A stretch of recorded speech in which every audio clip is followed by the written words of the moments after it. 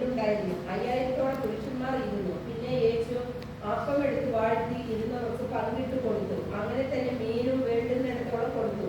അവർക്ക് തൃപ്തിയായ ശേഷം അവൻ ശിഷ്യന്മാരോട്, ശേഷിച്ച കഷണം ഒന്നും നഷ്ടമാക്കാതെ ശേഖരിപ്പിൻ എന്ന് പറഞ്ഞു. 5 യവത്തപ്പത്തിൽ നിന്ന് ശേഷിച്ച കഷണം അവർ ശേഖരിച്ചു. 12 കുട്ടം നിറച്ചെടുത്തു. അവൻ ചെയ്ത അടയാളം ആളുകൾ കണ്ടിട്ട്, ലോകത്തിലേക്ക് വരുവാനുള്ള പ്രവാചകൻ ഇവനാകുന്നു സത്യം എന്ന് പറഞ്ഞു. നമുക്കറിയാം, കർത്താവ് ഈ ലോകത്തിലായിരുന്നപ്പോൾ ചെയ്ത അനേക അത്ഭുതങ്ങളിൽ അടയാളങ്ങളിൽ ഒരെണ്ണമാണ് ഈ പകൽക്കാലം നമ്മളിവിടെ വായിക്കുവാനായിട്ട് ഇടയായി തീർന്നു. യേശു കർത്താവ് എവിടെ പോയാലും അവിടെ വലിയൊരു പുരുഷാരം തന്നെ എന്ത് ചെയ്യും? അനുഗമിക്കുവാനായിട്ട് ഇടയായി തീരും. വലിയൊരു പുരുഷാരം. അവര് അനുഗമിക്കുക എന്ന് മാത്രമല്ല, യേശുവിന്റെ സന്നിധി വിട്ടുപോകാതെ, യേശുവിന്റെ അടുക്കൽ നിന്ന് വിട്ടുപോകാതെ അവരെല്ലാം എന്ത് ചെയ്യും? തനിക്ക് ചുറ്റും കൂടുവാനായിട്ട് ഇടയായി തീരും. അല്ലെങ്കിൽ ദീർഘമായ പ്രസംഗങ്ങൾ, അല്ലേ, ദീർഘമായ ഉപദേശങ്ങൾ, അല്ലെങ്കിൽ അവരെല്ലാവരും അങ്ങനെ ഇരുന്നുകൊണ്ട് കേൾക്കുവാനായിട്ട് ഇടയായി തീരും. അല്ലെങ്കിൽ എന്ന് പറഞ്ഞാൽ പുരുഷാരം വെറുതെ കൂടി വരുന്നു എന്നുള്ളത് മാത്രമല്ല, അവര് യേശുവിനോടൊപ്പം സമയം ചെലവഴിക്കാൻ എന്ത് ചെയ്യുന്നു? താല്പര്യവും കാണിക്കുന്നു. അതിനോടാണല്ലോ 2 ദിവസം 3 ദിവസമൊക്കെ മീറ്റിങ്ങുകൾ എന്ത് ചെയ്യുന്നത്? ദീർഘമായി പോകുന്നത്. അല്ലെങ്കിൽ ജനം എന്ത് ചെയ്യുന്നില്ല? പിരിഞ്ഞു പോകുന്നില്ല. ആരും എന്ത് ചെയ്യുന്നില്ല? യേശുവിന്റെ അടുക്കൽ നിന്ന് പോകുവാനായിട്ട് താല്പര്യം കാണിക്കുന്നില്ല. അല്ലെങ്കിൽ പലതരം ആൾക്കാർ, പലർക്ക് പല താല്പര്യങ്ങളായിരിക്കാം ഉള്ളത്, അല്ലേ? ചിലർക്ക് അത്ഭുതങ്ങൾ കാണണം, ചിലർക്ക് അത്ഭുതങ്ങൾ ഉണ്ടാകണം, ചിലർക്ക് രോഗസൗഖ്യമായിരിക്കാം, ചിലർ വചനം കേൾക്കണം. അങ്ങനെ പല പല താല്പര്യത്തോടു കൂടി എന്ത് ചെയ്യുന്നത്? ഓരോ ഗ്രൂപ്പ്, ഓരോ പ്രിയപ്പെട്ടവരും എന്ത് ചെയ്യുന്നത്? യേശുവിന്റെ അടുക്കലേക്ക് കടന്നു ചെന്നിരിക്കുന്നത്. അപ്പോൾ തന്നെ ഇവർക്ക് ആർക്കും എന്തില്ല? ഒരു മടുപ്പുമില്ലാതെ ഇവർ യേശുവിന്റെ അടുക്കൽ എന്ത് ചെയ്യുക? ഇരിക്കുകയാണ്, ഇല്ലേ? അങ്ങനെയാണ് നമ്മൾ വായിക്കുന്നത്. അല്ലെങ്കിൽ യഹൂദന്മാരുടെ പെസഹ പെരുന്നാൾ അടുത്തിരുന്നു. യേശു വലിയൊരു പുരുഷാരം തന്റെ അടുക്കൽ വരുന്നത് കണ്ടിട്ട് ഫിലിപ്പോസിനോട്, ഇവർക്ക് തിന്മാൻ നാം എവിടെ നിന്ന് അപ്പം വാങ്ങുമെന്ന് ചോദിച്ചു. അല്ലെങ്കിൽ ഇപ്പോൾ യേശു കർത്താവ് ഈ ആത്മീകമായ അനുഗ്രഹങ്ങള്, ഉപദേശങ്ങള്, കൽപ്പനകള് ഒക്കെ ഇവർക്ക് കൊടുക്കുന്നതിന്റെ ഒപ്പം ഇവരുടെ ഭൗതികമായ കാര്യങ്ങൾക്കും യേശുവിന് എന്തുണ്ട്? ചിന്തയുണ്ട്, അല്ലേ? അതുകൊണ്ടാണ് ഇവർക്ക് എന്താണ് നമ്മൾ തിരുവാൻ കൊടുക്കുക എന്നുള്ള ചോദ്യം ചോദിക്കുവാനായിട്ട് ഇടയായി തീർന്നത്. എന്നെ കേൾക്കുന്ന ദൈവത്തിന്റെ ജനമേ, അല്ലെങ്കിൽ നമ്മൾ ആത്മീയമായി വളരുന്നതിനോടൊപ്പം, ആത്മീയമായ നന്മകൾ നമ്മുടെ ജീവിതത്തിൽ ഉണ്ടാകുന്നതിനോടൊപ്പം ഭൗതികമായ നിലകളിലും നമ്മുടെ ദൈനംദിന ജീവിതത്തിലും നമ്മൾ അനുഗ്രഹിക്കപ്പെടണം, അതും നടത്തപ്പെടണമെന്ന് ദൈവത്തിന് എന്തുണ്ട്? വിചാരമുണ്ട്, കർത്താവിന് വിചാരമുണ്ട്. അതുകൊണ്ട് നമ്മൾ അതിനെ ഓർത്ത് എന്ത് ചെയ്യണ്ട? ഭാരപ്പെടേണ്ട. നമ്മൾ ദൈവസന്നിധിയിൽ ഇരിക്കുവാൻ, ദൈവത്തിന്റെ മുമ്പാകെ നിൽക്കുവാൻ താല്പര്യം കാണിച്ചാൽ ദൈവം നമുക്ക് വേണ്ടി എന്ത് ചെയ്യും? പ്രവർത്തിക്കുവാനായിട്ട് ഇടയായി തീരും. അല്ലെങ്കിൽ ദൈവത്തിന്റെ അത്ഭുതങ്ങൾ നമ്മുടെ വ്യക്തിപരമായ ജീവിതത്തിൽ എന്ത് ചെയ്യും? അനുഭവിക്കുവാനായിട്ട് ഇടയായി തീരും. അല്ലെങ്കിൽ ഞാൻ പറയുവാനായിട്ട് താല്പര്യപ്പെട്ട് വന്നത് അതിന് താഴേക്കുള്ള ഭാഗങ്ങളാണ്. അല്ലെങ്കിൽ അവിടെ നമ്മൾ കാണുന്നത്, അല്ലെങ്കിൽ നമ്മൾ ഇവർക്ക് എന്ത് തിന്മാനായിട്ട് കൊടുക്കും? അതൊരു ചോദ്യമാണ്. ആ ചോദ്യത്തിന്റെ നടുവിൽ നിന്നുകൊണ്ട് ഫിലിപ്പോസിനോടാണ് ചോദിക്കുന്നത്. ഫിലിപ്പോസിന് പറയുകയാണ്, അല്ലെങ്കിൽ എല്ലാവർക്കും അല്പാൽപ്പം ലഭിക്കേണ്ടതിന് വാങ്ങുവാനുള്ള കുറച്ച് പണം എന്തുണ്ട്? നമ്മുടെ കയ്യിൽ ഉണ്ട്. അപ്പൊ അടുത്ത വ്യക്തി വന്നിട്ട് പറയുകയാണ്, അന്ത്രയോസ് വന്നിട്ട് പറയുകയാണ്, ഇവിടെ ഒരു ബാലകന്റെ കയ്യിൽ എന്തുണ്ട്? 5 യവത്തപ്പവും ഉണ്ട്, 2 മീനും ഉണ്ട്. അതായത് ഈ പ്രോഗ്രാമിന്റെ കോർഡിനേറ്റ് ചെയ്യുന്ന ഫിലിപ്പോസിനെ പറ്റി അവിടെ പറയുന്നുണ്ട്. ഈ ബാലകനെ കണ്ടുപിടിച്ച് മുമ്പോട്ട് കൊണ്ടുവന്ന അന്ത്രയോസിനെ കുറിച്ച് എന്ത് ചെയ്യുന്നുണ്ട്? പറയുന്നുണ്ട്. പക്ഷെ ഈ ബാലകനെ കുറിച്ച് എന്ത് ചെയ്യുന്നില്ല? ഈ ബാലകന്റെ പേരെന്താണെന്നോ, ഇവൻ എവിടുത്തുകാരനാണെന്നോ, ഇവന്റെ മാതാപിതാക്കളെന്ന് എന്ത് ചെയ്യുന്നുണ്ട്? അഭിസംബോധന ചെയ്യുന്നുണ്ടെങ്കിലും അവരാരാണെന്നോ എന്താണെന്നോ ഒന്നും എന്ത് ചെയ്യുന്നില്ല, അവിടെ പറയുവാനായിട്ട് കഴിയുന്നില്ല. പക്ഷേങ്കില് അല്ലെങ്കിൽ നമ്മൾ മനസ്സിലാക്കേണ്ടുന്ന 1-2 ശ്രേഷ്ഠതകൾ ആ ബാലകനിലും തന്റെ മാതാപിതാക്കളിലും ഉണ്ടായിരുന്നു എന്നുള്ളത് ഒരു വസ്തുതയാണ്. അല്ലെങ്കിൽ ഒന്ന് നമുക്കവിടെ കാണുവാനായിട്ട് സാധിക്കുന്നത്, അവൻ ബാലകനെങ്കിലും, അത് കുഞ്ഞാണ്, അല്ലെങ്കിൽ വലിയ പ്രായമല്ല, ഒരു 13 വയസ്സിൽ താഴെയായിരിക്കും, അതുകൊണ്ടാണ് ബാലകൻ എന്ന് പറയുന്നതെന്നാണ് ദൈവവചനം പഠിക്കുമ്പോൾ നമുക്ക് മനസ്സിലാക്കുവാനായിട്ട് ഇടയായി തീരുന്നു. ഒന്ന്, ഈ കുഞ്ഞ് അല്ലെങ്കിൽ അവൻ ദൈവത്തിന്റെ വചനം കേൾക്കണം, പഠിക്കണം, ദൈവസന്നിധിയിൽ ഇരിക്കണമെന്ന് താല്പര്യമുള്ള വ്യക്തിയായി. ഹല്ലേലൂയ. അതുകൊണ്ടാണ് അവൻ എന്ത് ചെയ്യുന്നത്? ആ കൂടെ അവിടെ തന്നെ അവൻ ഇരുന്ന് എന്ത് ചെയ്യുന്നത്? ദൈവത്തിന്റെ വചനം കേൾക്കുവാൻ താല്പര്യം കാണിച്ചത്. രണ്ട്, ഇവന്റെ മാതാപിതാക്കൾക്ക് ഇവൻ ദൈവത്തിന്റെ വചനം കേൾക്കണമെന്ന് ആഗ്രഹമുണ്ടായിരുന്നു. രണ്ടുമുണ്ട്. ഒന്ന്, മാതാപിതാക്കൾക്ക് ഈ കുഞ്ഞ് ദൈവത്തിന്റെ വചനം പഠിക്കണമെന്നും ദൈവത്തിന്റെ വചനം കേൾക്കണമെന്നും ദൈവസന്നിധിയിൽ ഇരിക്കണമെന്നും താല്പര്യം ഉണ്ടായിരുന്നത് കൊണ്ടാണ് തന്റെ മാതാപിതാക്കള് അവൻ തനിക്ക് എന്ത് ചെയ്തത്? ഒരു പൊതിയൊക്കെ കെട്ടിപ്പൊതിഞ്ഞ് എന്ത് ചെയ്തത്?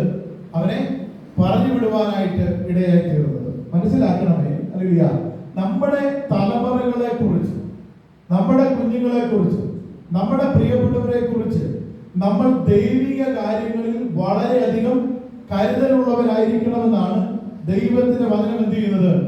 നമ്മെ ഓർമ്മപ്പെടുത്തുന്നത്. അതിനൊരു ദൃഷ്ടാന്തമാണ് ഈ ബാലകന്റെ ജീവിതം എന്ന് പറയുന്നത്. അല്ലേലിയ. തന്റെ മാതാപിതാക്കളുടെ ജീവിതം എന്ന് പറയുന്നത്. അല്ലേലിയ.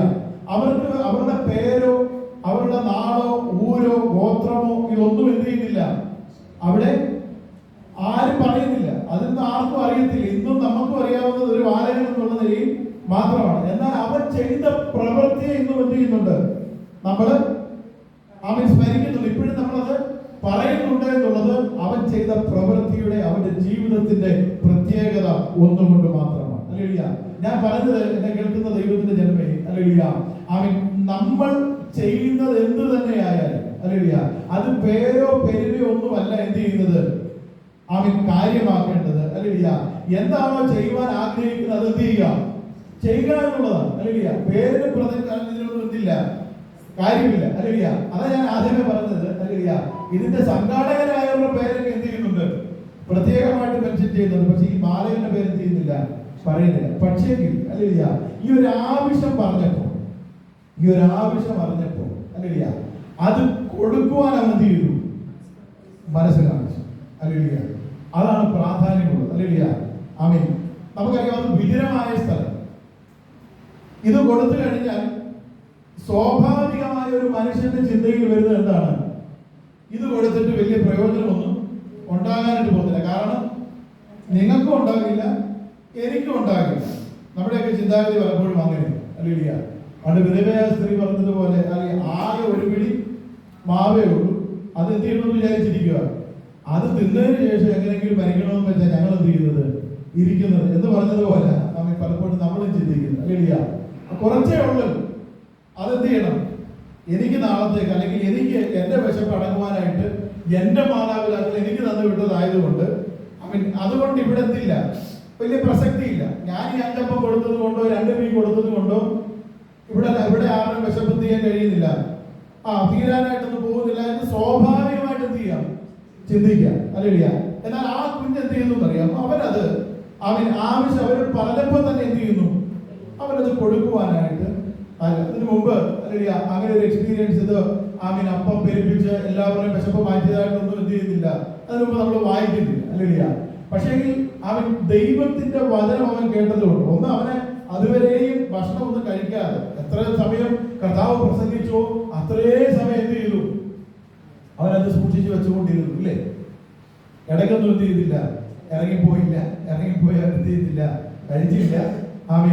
നമ്മളാണെങ്കിൽ അല്ലെങ്കിൽ കെട്ടിപ്പതിലോട്ട് വന്നെങ്കിൽ മെല്ലെ ഒരു എന്തെങ്കിലും ഒരു തരം കിട്ടിയ പറഞ്ഞിട്ട് വരുന്നതിൽ വായി വെക്കാൻ നോക്കും. അല്ലെങ്കിൽ ഇവരതൊന്നും ചെയ്തില്ല. അല്ലെങ്കിൽ ഇവരെന്ത് ചെയ്തു, അത് അവിടെ തന്നെ വെച്ചിട്ട് കർത്താവിന്റെ വചനം കേൾക്കാൻ എന്ത് ചെയ്തു, അവനവിടെ ഇരിക്കുവാനായിട്ട് ഇടയായിത്തീർന്നു. അല്ലെങ്കിൽ ആ സമയത്തൊന്നും ഒരു പക്ഷേ അവർക്ക് തോന്നിയിട്ടുണ്ടാവില്ല, വിശപ്പ് ദാഹം ഒന്നും തോന്നിയിട്ടില്ല. കാരണം എന്താണ്? നിത്യജീവന്റെ മൊഴികളാണ് അവൻ എന്ത് ചെയ്തത്, കേട്ടുകൊണ്ടേയിരുന്നത്. അല്ലെങ്കിൽ അതുകൊണ്ടാണ് ശിഷ്യന്മാർ പറയുന്നത്, നിത്യജീവന്റെ മൊഴികൾ നിന്റെ പക്കലുണ്ടല്ലോ, അതുകൊണ്ട് നിന്നെ വിട്ടിട്ട് ഞങ്ങള് എവിടെ പോകാൻ. അല്ലെങ്കിൽ അപ്പൊ അവിടെ ഇരുന്നുകൊണ്ട് എല്ലാം താല്പര്യം അതാണ്. അല്ലെങ്കിൽ ദൈവത്തിന്റെ വചനം അങ്ങോട്ട് കേൾക്കുന്നതോറും എന്ത് ചെയ്യുകയാണ്, അവരുടെ ആത്മാവ് ബലപ്പെട്ടുകൊണ്ടിരിക്കുക. അല്ലെങ്കിൽ ആത്മാവ് പുഷ്ടി പ്രാപിച്ചുകൊണ്ടിരിക്കുന്നത് കൊണ്ട് വിശപ്പും ദാഹവും അവരെ എന്ത് ചെയ്യുന്നില്ല, ബാധിക്കുന്നില്ല. അല്ലെങ്കിൽ അപ്പോൾ ഈ പൈതൽ അല്ലേലിയ അവൻ അവന്റെ ആവശ്യത്തിന് വേണ്ടി കൊണ്ടുവന്നതിന് എന്ത് ചെയ്യുകയാണ്? ശിഷ്യന്മാരുടെ കരങ്ങളിലേക്ക് കൊടുക്കുവാനായിട്ട് കഴിയുക. മത്തായിയുടെ സുവിശേഷത്തില് പുരുഷാരത്തെ കുറിച്ച് വ്യക്തമായി പറയുന്നത് സ്ത്രീകളും കുട്ടികളും 5000-ലധികം പുരുഷന്മാരും എന്ന് വളരെ വ്യക്തമായിട്ട് അവിടെ പറയുന്നു. അല്ലേലിയ ഞാൻ പറഞ്ഞു വന്നത് അല്ലേലിയ കർത്താവ് എന്ത് ചെയ്തു? അവരെ ഓരോരുത്തരെയും ആ പുൽത്തകളില് അങ്ങനെ ഇരുത്തിയതിനു ശേഷം അല്ലേലിയ കർത്താവ് ഇതിനെ വാഴ്ത്തി അനുഗ്രഹിച്ച് പ്രാർത്ഥിച്ച് എന്ത് ചെയ്തു? ശിഷ്യന്മാരുടെ കരങ്ങളിലേക്ക് കൊടുത്തു. ശിഷ്യന്മാരുടെ കരങ്ങളിൽ കൊടുക്കുകയും ശിഷ്യന്മാരെന്ത് ചെയ്തു? അവിടെ ഇരുന്ന ഓരോരുത്തർക്കും അത് പങ്കിട്ട് കൊടുക്കുവാനായിട്ട് ഇടയായിരുന്നു. അല്ലേലിയ തൻ മുഖാന്തരമായിട്ട് സംഭവിച്ചത് എന്താണെന്ന് ചോദിച്ചാൽ എല്ലാവരും അവിടെ എത്ര പേരുണ്ടായിരുന്നോ എല്ലാവരും എന്ത് ചെയ്യുന്നു എന്ന് പറയുന്നത് തിന്ന് തൃപ്തരായി. അല്ലേലിയ കഴിച്ചെന്ത് ചെയ്യുന്നു എന്ന് പറയുന്നത് തൃപ്തരായതിനു ശേഷം അല്ലേലിയ 12 കൊട്ടയവർ എന്ത് ചെയ്തു? ബാക്കി എടുക്കുവാനായിട്ട് ഇടയായിരുന്നു. അല്ലേലിയ നമുക്കൊന്ന് ചിന്തിച്ചു നോക്കണം. ആ കുഞ്ഞ് അല്ലേലിയ അവന്റെ ഉള്ളിൽ സ്വാർത്ഥതയില്ലായിരുന്നത് കൊണ്ട് അല്ലേലിയ ഞാൻ എന്തിനെ നഷ്ടപ്പെടണം? അല്ലേലിയ ഞാൻ എന്തിന് അല്ലേലിയ പട്ടിണിയിരിക്കണം? അല്ലേലിയ എന്റെ കയ്യിലുണ്ടല്ലോ, ഞാൻ കൊണ്ടുവന്നിട്ടുണ്ടല്ലോ, എന്റെ പക്കലുണ്ടല്ലോ, ഞാൻ എന്തിനാ അത് ഷെയർ ചെയ്യേണ്ടത്? എനിക്കതിന്റെ ആവശ്യമില്ല അല്ലേലിയ എന്നൊന്നും എന്ത് ചെയ്തില്ല, ചിന്തിച്ചില്ല. അല്ലേലിയ എന്റെ മാതാപിതാക്കൾ എനിക്ക് വേണ്ടി കരുതിയതാണ്. അല്ലേലിയ എനിക്ക് മാത്രമായിട്ട് എന്ത് ചെയ്തതാ? തന്നു വിട്ടത്. അതുകൊണ്ട് ഞാൻ എന്ത് ചെയ്യത്തില്ല, അവൻ കൊടുക്കത്തില്ല. അങ്ങനെ ചിന്തിച്ചില്ല അവൻ. അല്ലേലിയ അതുകൊണ്ട് എന്ത് ചെയ്തു? ദൈവത്തിന്റെ വലിയ ഒരു പ്രവൃത്തിയെ ആ ലോകം എന്ത് ചെയ്തു? കാണുവാനായിട്ട് ഇടയായിത്തീർന്നു. അല്ലേലിയ അവന്റെ കയ്യിലുള്ള അല്പമായ കാര്യത്തെ അവൻ ദൈവത്തിന്റെ കരങ്ങളിലേക്ക് സമർപ്പിച്ചപ്പോൾ അത് വലിയൊരു അത്ഭുതമായിട്ട് എന്ത് ചെയ്തു? അവൻ പ്രകാശിക്കുവാനിടയായി തീർന്നു. മാത്രമല്ല അതെല്ലാവരും അവൻ തൃപ്തിയോടെ എന്ത് ചെയ്തു? അവൻ പങ്കിടുവാനായിട്ട് ഇടയായി തീർന്നു. അല്ലേലിയ ഞാൻ പറഞ്ഞതിന്റെ താല്പര്യം ഇതിലുള്ള അല്ലേലിയ ദൈവമക്കളെ അല്ലേലിയ പലപ്പോഴും നമ്മുടെയൊക്കെ ജീവിതത്തിൽ അല്ലേലിയ അവൻ അനുഗ്രഹങ്ങളുണ്ടെങ്കിലും നന്മകളുണ്ടെങ്കിലും അല്ലേലിയ ആമേൻ സ്തോത്രം അല്ലേലിയ മറ്റുള്ളവർക്ക് പങ്കിട്ട് കൊടുക്കാൻ നമുക്ക് എന്താ മടിയാ? അല്ലേലിയ നമ്മൾ ചിന്തിക്കുന്നത് എന്റെ കയ്യില് കുറച്ചല്ലേ ഉള്ളൂ, എന്റെ കയ്യിൽ 100 രൂപയല്ലേ ഉള്ളൂ, ഈ 100 രൂപ കൊണ്ട് വേണം എനിക്ക് അടുത്ത ദിവസത്തെ കാര്യങ്ങൾ ചെയ്യുവാനായിട്ട്. അല്ലേലിയ ഇനി അത് വേറെ ഇടത്തിന് കൊടുത്തു കഴിഞ്ഞാൽ അവനും പ്രയോജനമില്ല, എനിക്കും പ്രയോജനമില്ല. അല്ലേലിയ ഒരു കിലോ അരി മേടിക്കണമെങ്കിൽ 50 രൂപ കൊടുക്കണം. അല്ലേലിയ എന്നോട് കൂടെ എന്തെങ്കിലും ഒന്ന് മേടിക്കണമെങ്കിൽ അടുത്ത 50 രൂപ വേണം. അല്ലേലിയ അപ്പൊ എന്റെ കാര്യങ്ങൾ എന്ത് ചെയ്യത്തില്ല, എന്റെ കാര്യങ്ങൾ നടക്കത്തില്ല, അടുത്തവന്റെ കാര്യങ്ങൾ നടക്കത്തില്ല എന്ന് വിചാരിച്ച് നമ്മൾ എന്ത് ചെയ്യും? നമ്മുടെ ഇരിക്കുന്നത് നമ്മൾ മുറുകെ പിടിക്കാനായിട്ട് നോക്കും. അല്ലേലിയ എന്നാൽ അല്ലേലിയ ആ കുഞ്ഞ് അങ്ങനെ വിചാരിക്കാതെ ചെയ്തത് കൊണ്ട് അല്ലേലിയ അത് അവനും എന്ത് ചെയ്തു? തിന്ന് തൃപ്തനായി. അല്ലേലിയ അതുപോലെ തന്നെ അവിടെ ഉള്ളവരെല്ലാവരും എന്ത് ചെയ്തു? തിന്ന് തൃപ്തരാകുവാനായിട്ട് ഇടയായിത്തീർന്നു. അല്ലേലിയ ഇതുപോലെ തന്നെ കേൾക്കുന്ന ദൈവത്തിന്റെ ജനമേ അല്ലേലിയ അവൻ കർത്താവ് ഈ അവൻ ചെയ്ത പ്രവൃത്തികളെ കണ്ടതിന് ശേഷം അല്ലേലിയ ലോകം അവനോട് അവിടെ ചോദിക്കുകയാണ്, വരുവാനുള്ള പ്രവാചകൻ ഇവൻ ആകുന്നു സത്യം. അല്ലേലിയ അവിടെ നിന്നവർക്ക് എല്ലാവർക്കും അല്ലേലിയ ദൈവത്തിന്റെ വചനമെല്ലാം കേട്ട് അല്ലേലിയ ഈ അടയാളം കണ്ടു കഴിഞ്ഞപ്പോൾ അല്ലേലിയ ഒന്നടങ്കം അവരെല്ലാവരും പറയുകയാണ്, വരുവാനുള്ള പ്രവാചകൻ ആരാ? ഇവൻ തന്നെയാണ്. അല്ലേലിയ ഞാൻ പറഞ്ഞതിന്റെ കാരണം എന്തെന്ന് ചോദിച്ചാൽ അല്ലേലിയ അങ്ങനെ ഒരു ദൈവ പ്രവൃത്തിയുടെയും അല്ലേലിയ അങ്ങനെ ഒരു ജനത്തിന്റെ ഒരു തിരിച്ചറിവിനും മുഖാന്തരമായി മാറിയത് ആരാണ്? ഈ കൊച്ചു ബാലകൻ. അല്ലേലിയ ഇന്ന് പോൽക്കാരനെ കേൾക്കുന്ന ദൈവത്തിന്റെ ജനമേ അല്ലേലിയ നമ്മുടെയൊക്കെയും ജീവിതത്തിൽ അല്ലേലിയ പേരും പെരുമയൊന്നും അല്ലെന്നേ. അല്ലേലിയ നമ്മൾ ചെയ്യുന്നത് മനസ്സോടെയാണ് ചെയ്യുന്നതെങ്കിൽ അതിന്റെ പ്രതിഫലം തരുന്നത് ആരാ?